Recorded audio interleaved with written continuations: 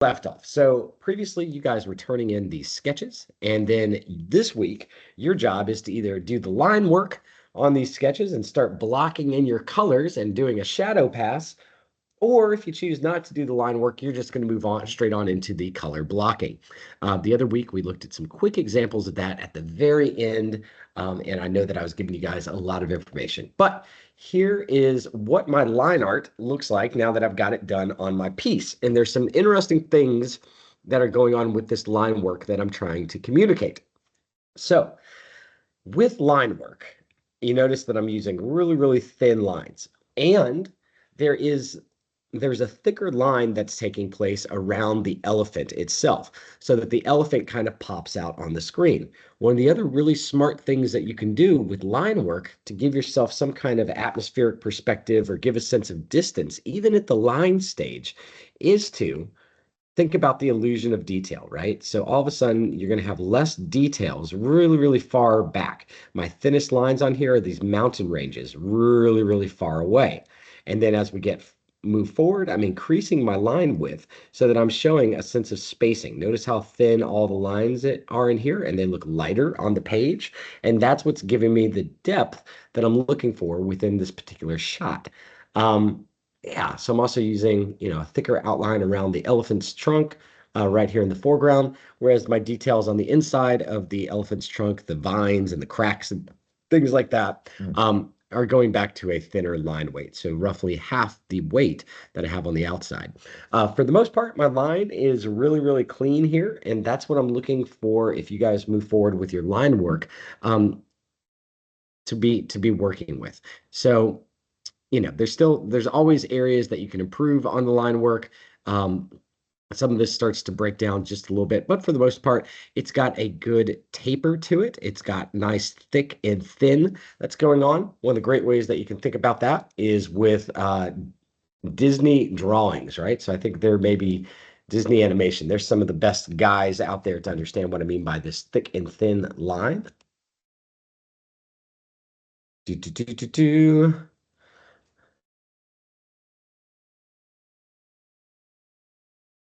All right. One of my favorite places to look for these thick and thin lines, it looks like they're updating their style to something that's more modern here, is if you go back and look at Disney sticker art. Wow, some of these are really simplified characters. But whenever you look at like Disney stickers, this has got to be just one image that instantly helps you connect and think about who that character is. This is a nice little one of Simba and Timon. Yeah. And you can see within the outline of this character, the line work on him, that it does have that thick and thin look to it. We've got the thicker lines on the outside. The lines are tapering. They become thinner as we get to the inside. And this is just sort of just a really, really good process for how to be able to think about your line art. It just, really study those widths and those thicknesses. For the longest time, I never really could figure out when to know when to do something thick and when to do something thin around the outside of the character. And it didn't really make a lot of sense to me. I had a what you call it, figure drawing professor in college who finally explained it to me and said that a good way to think about it is the roundness of the object that you're doing the line work on. So if it's a very round shape, I'm not following that too well here, but if it's a really round shape that you're drawing, then it's going to have a thinner line around it. And whereas if it's a sharp shape, if it's a hard corner that you're doing, then it's going to have a thicker line. And I always thought that was kind of an interesting rule to keep in the back of my mind whenever I'm doing line work. So with this one, with the line work here, I've got a good amount of detail within this, right? I've definitely gone through and done, some of my trees and some of my plants, but I'm really trying to avoid having to do every single leaf within this piece. Yes, there's a lot of detail in this, but I'm not going through and drawing every single leaf on every single tree, right? We really don't want to have to go through and do that for this project. And you'll see in a second how I'm sort of creating this illusion of detail once I actually start to go in and pick my colors. Right. So this line art is also done on several different layers within Photoshop because I want the option later on, if I choose, to change my line art color. You see this in animated TV shows quite a bit, where, maybe it's got a blue outline around the mountains way off in the distance. The colors get darker on the outlines as they move closer to the foreground, and it just gives me a little bit more leeway for my decision making later on rather than trying to do all my lines just on one layer. So let's get into the actual painting now. All right, so this is where I'm at with my background environment. So I've gone through and I've got the flat color within my scene. I want to show you guys how my line art is working. So we're going to start turning on some various colors for this. I'm just double clicking within the gray area and bringing up the layer styles, and I'm going to turn on my color overlay. Just make it red and the opacity all the way up, right? So you can see on this layer, I've got, that's I don't know what to call it, the gate that's at the middle of the elephant's trunk. And that's really creating some nice framed negative space within my composition. So I wanted to be able to highlight that and do some interesting things with it as far as the lighting goes once I actually get started here. But that's just one example of how the layers are sort of separated out for their individual sections if I need to do that. Here's what it looks like without the line work on it, which is pretty good. And then, this is Photoshop, right? There's no hard number to how many layers we need to have. It's really just working in a way that's going to be the most beneficial for you. For this next section here, I'm going through and I'm keeping the line art on all these little details separate within the trunk if I want to turn them to a dark green or some other color later on once I actually get to the painting portion. Now, I've done something kind of foolish on this painting up until this point. The first thing is that my reference image over here has got a lot of stuff that's really close to the foreground. It's got some good color contrast, and the whole reason why I like this reference image so much is because the sun is back over here somewhere, and we're getting some good highlights on those rocks, and I feel like I can do something like that with some warm spots within my painting. However, I don't really have enough depth. When we look at this reference image here, things start to become pretty weird and abstracted. I think that's some kind of big chicken or something way back there. There's a castle, there's some fog of war going on, some clouds and more castle things. It's really pretty bizarre what's going on in the background of this image. But I was still able to pull enough colors relatively to be able to get the depth working within this. So there's a bunch of articles that I've listed out about atmospheric perspective within the module for you guys, and that's a kind of a buzzword that I want you all to commit to memory when it comes to environment design and background art.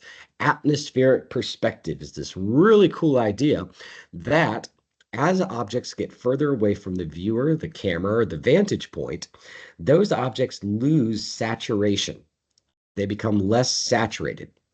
They start to move closer to the background sky color.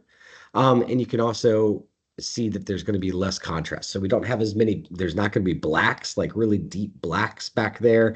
There's not going to be, the detail is also going to lessen as we start to get that far away from what it is that the viewer is actually seeing. So that's kind of your idea of atmospheric perspective. There's some other things within this painting that I want to try to accomplish. And I really want to use since it's a humid, tropical jungle scene, I want to try and do some of the water vapor that's forming clouds that's coming up off of this river basin that we're looking down into, as well as how it kind of overlays some of the trees off into the distance and really starts to give everything that sort of blue tint to it. Now, the next thing that I'm doing is, while we're just talking about this, I'm pulling all my colors from the reference image over on the right-hand side. This is where I'm going for shopping for all of my colors. So this is sort of my palette that I'm working from. I'm really not trying to invent these colors directly out of my own head. I am not a color expert. Color theory was a really interesting class for me that I took a very long time ago, and there are better artists at color out there than I am. I'm not expecting you guys to be color experts, and I find that while we are just getting started with environment for design courses, that pulling these color references or the colors directly from your reference image is really going to help you solve an awful lot of things and start to get you looking at color combinations that you would not have otherwise thought up on your own, especially in digital design. So, for example, I'm pulling one of the highlight colors here. And when I go into my, well, that is one of the most burnt out brightest colors that I could have possibly picked right off the get-go here. Please keep in mind, I said this last week, that when you start to get up into this region of the color picker here, it becomes very hard to go anywhere else other than to the left to be able to make pure white. And once you create pure white, you got nowhere else to go. That's as bright and as saturated as we can get it. And you've got the over here on the top right hand side, these are going to be like your neon colors, is really what we're looking at over there. And you want to try to, for the most part, stay within this golden square when you're painting.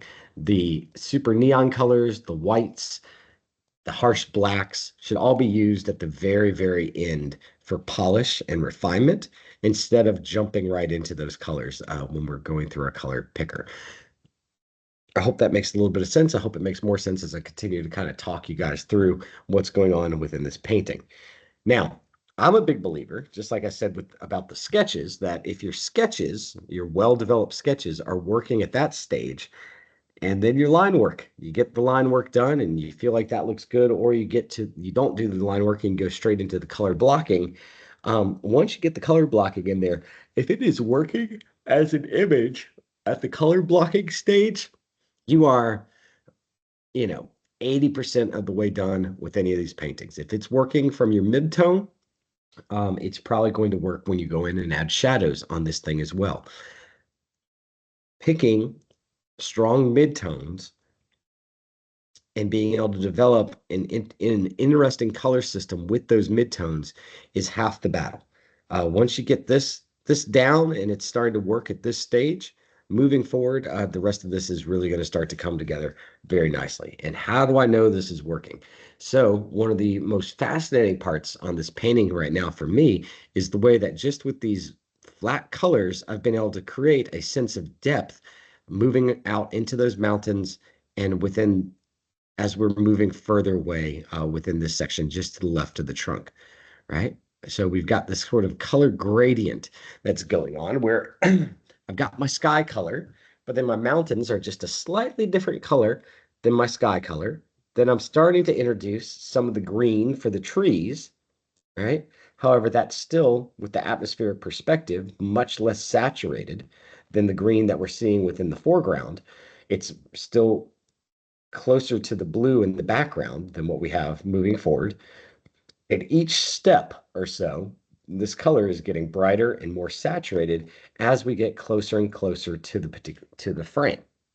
I'm leaving these colors down here because they are still really far away. We're looking down a cliff within this section of the image, so they aren't as saturated as they really could be. Over on the left-hand side, we've got the exposed rock face here, and that's going to end up getting a lot of shadow on it later on, and the contrast is going to become much, much brighter.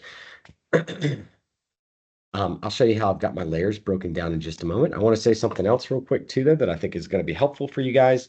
That when I am working on these and I'm going through and my different stages, so I do my line work, and then I do my flat color, and I do my shadow path, and then I do my highlights.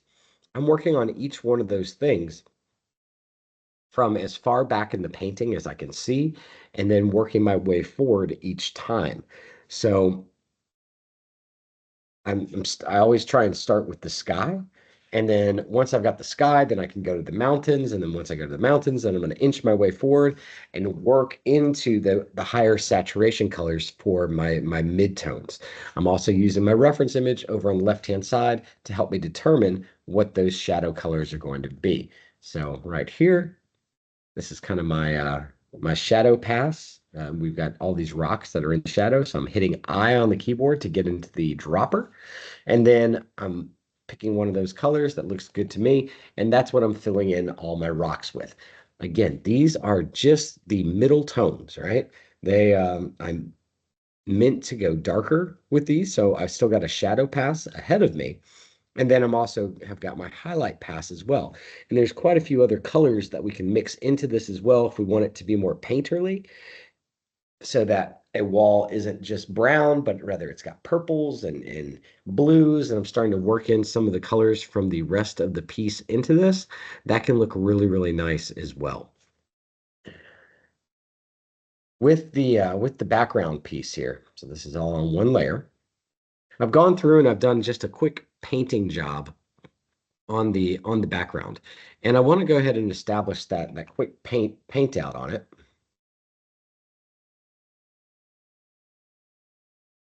Because that starts to give me some things to think about for how I'm going to approach the rendering for the rest of this piece. And so I found out very quickly that, yeah, I like a little bit of texture within this painting. You can see that I'm still going to leave some of the rougher brush marks within there.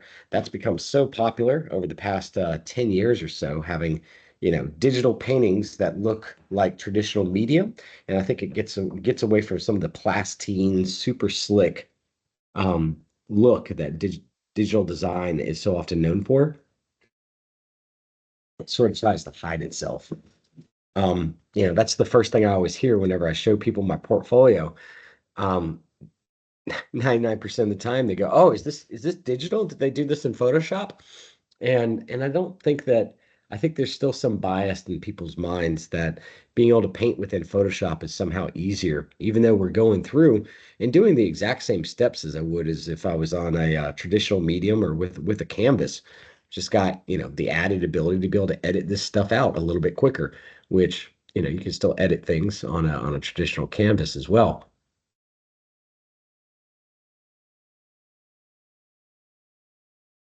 So yeah, I've got my background worked in. This is also going through and doing the sky helps me to establish my sense of lighting within my shot. Where is the sun coming from?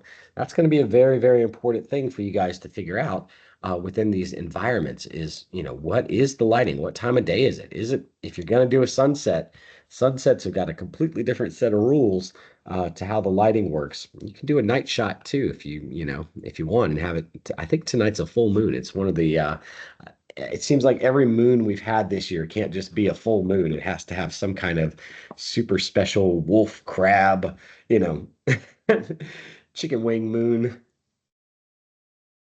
name. But okay, so let me go through and show you how this is working next for me. With my line art, I'm trying to do as good of a job as I can to fill in each one of these sections so that I can just grab my magic wand tool and fill it.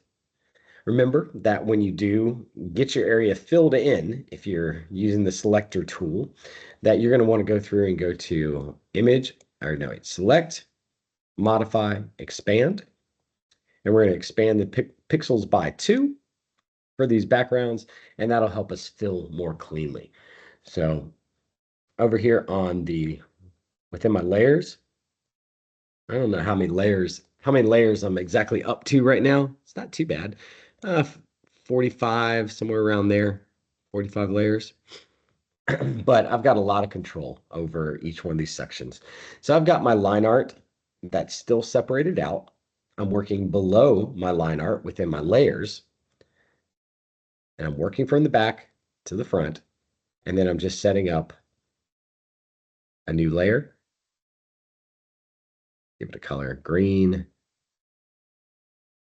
and I'm sort of grouping some of my colors or some of the spaces that they're on. And I'm going to go through and with my shadow pass, I'm going to start working from the very back to the front again, and just thinking through this stuff on and trying to make my lighting start to work within my scene. I always get really excited about this stuff whenever I'm working on a painting. I think this is why I know I can do this for a career.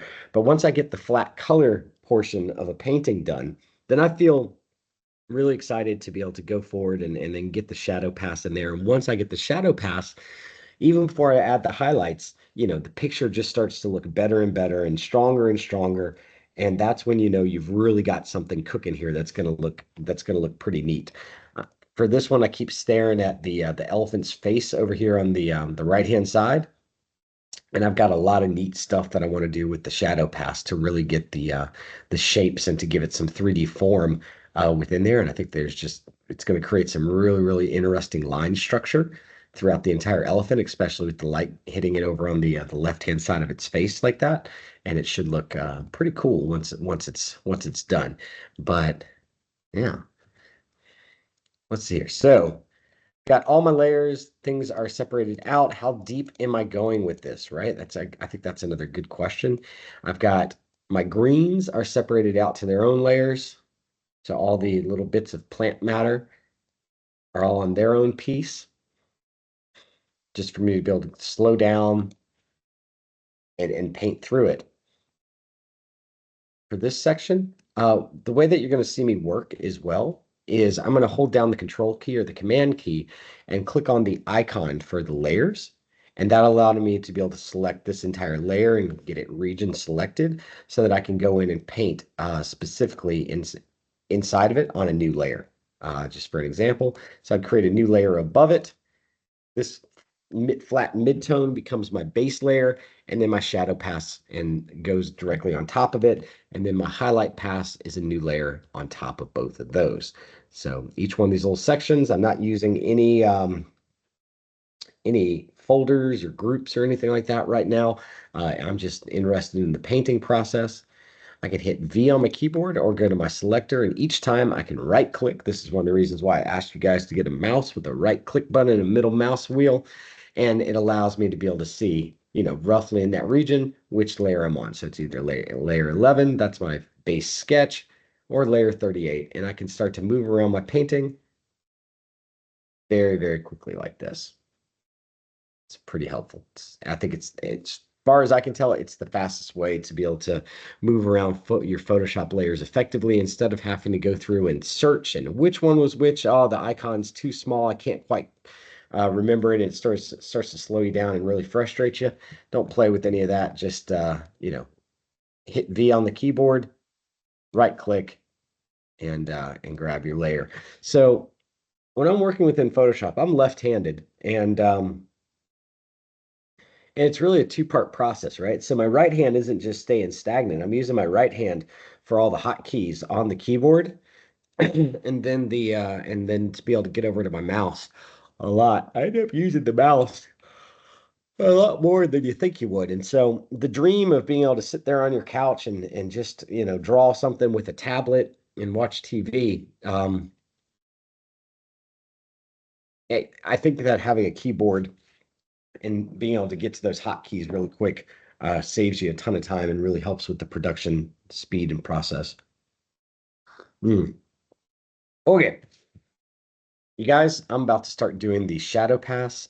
I want to know if y'all have got any questions for me before we start painting that. So I'm gonna stop recording. Yeah, do you guys